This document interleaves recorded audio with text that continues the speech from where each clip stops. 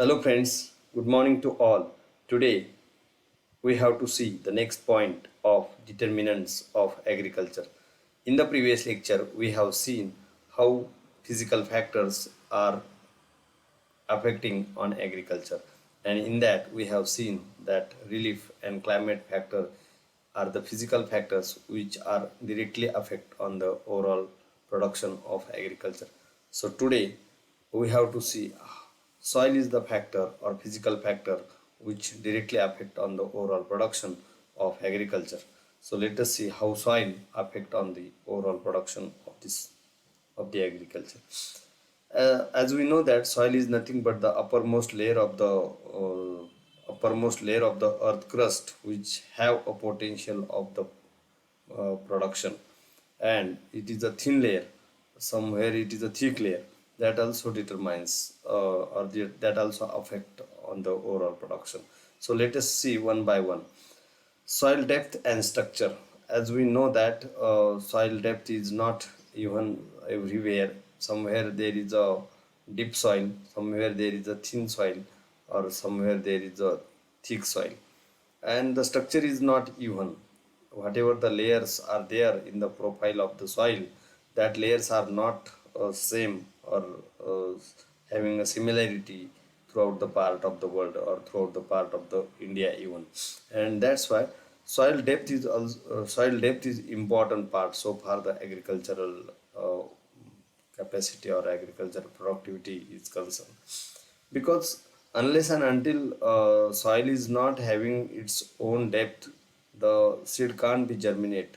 It requires a depth for the sowing, for the germination, for the rooting of the rooting zones of the crop, and having the water holding capacity for the crop. If soil depth is less, then soil holding capacity is less, nutrients are less. At the same time, roots cannot be go or drain into the uh, depth, and there is a problem. And if there is a thin soil, that can be uprooted very easily. So that soil depth is very important. Structure is also very important. Means what?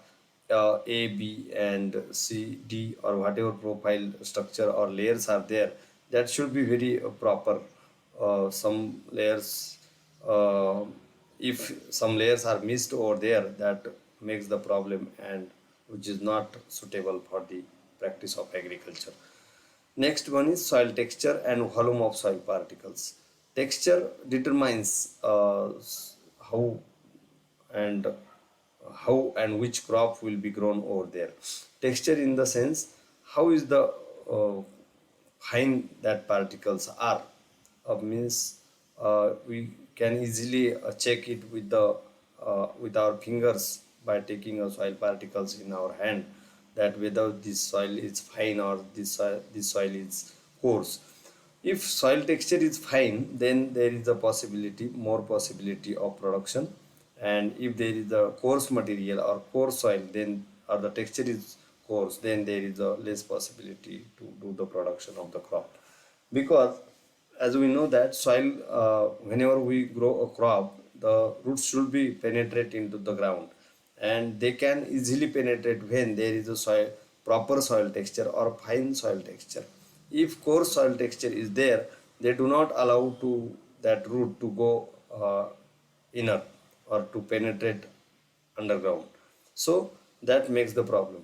At the same time, in the previous point, we have seen that, or we have discussed that depth determines the root zone of the particular crop.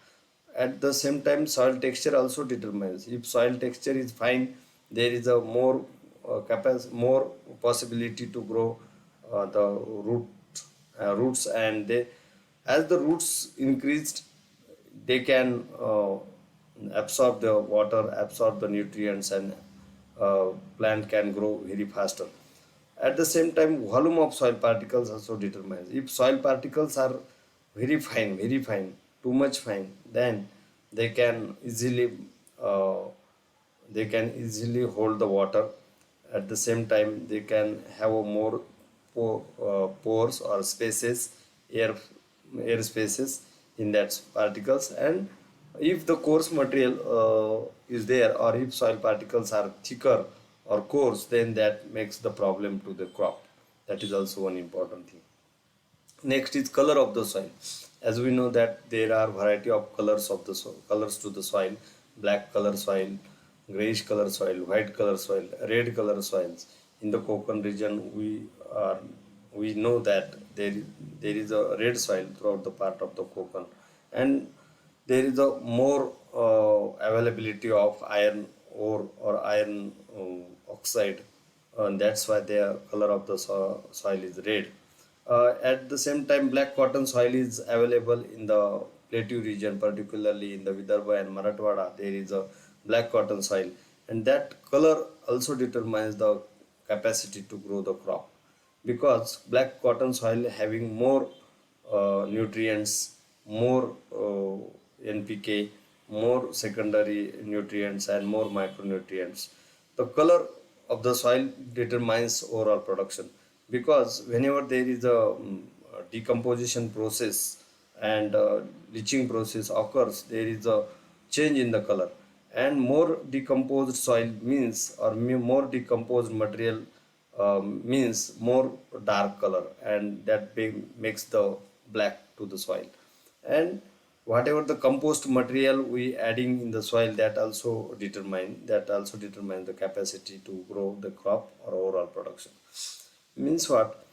We are adding manures, green manures, as like jute and many more, and as like a raw material of grasses and many more. So this also one determines the color of the soil. Not only mixing of the or adding of the manures and these, but whatever naturally available color is there, red color or black color or grayish color or brown color, that also determines which crops we have to grow over there.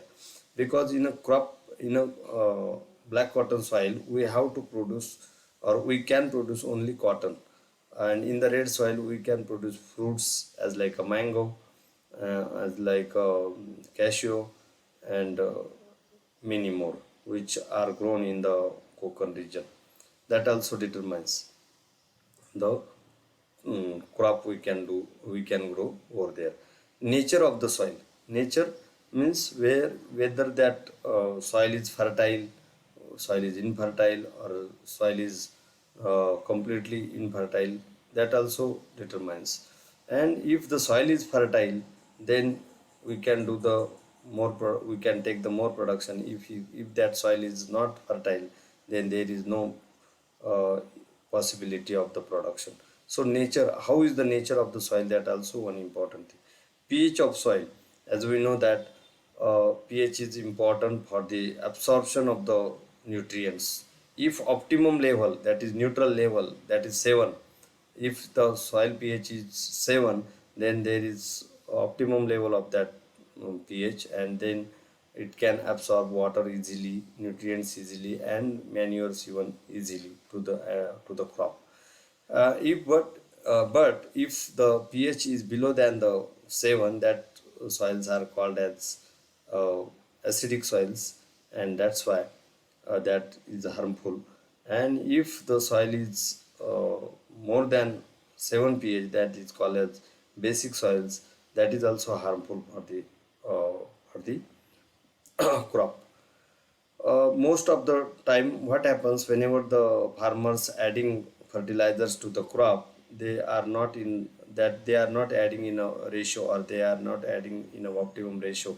The over fertigation or over irrigation is harmful for the soil, and soil get pH of the soil get increase, or sometimes it get decrease. That decrease of pH and decrease of increase of soil pH is harmful for the overall production, and thus it affect on the overall production of the agriculture. So this is all about the soil, how soil can affect on the overall production of the agriculture. So today we stop here. Thank you. Thank you very much.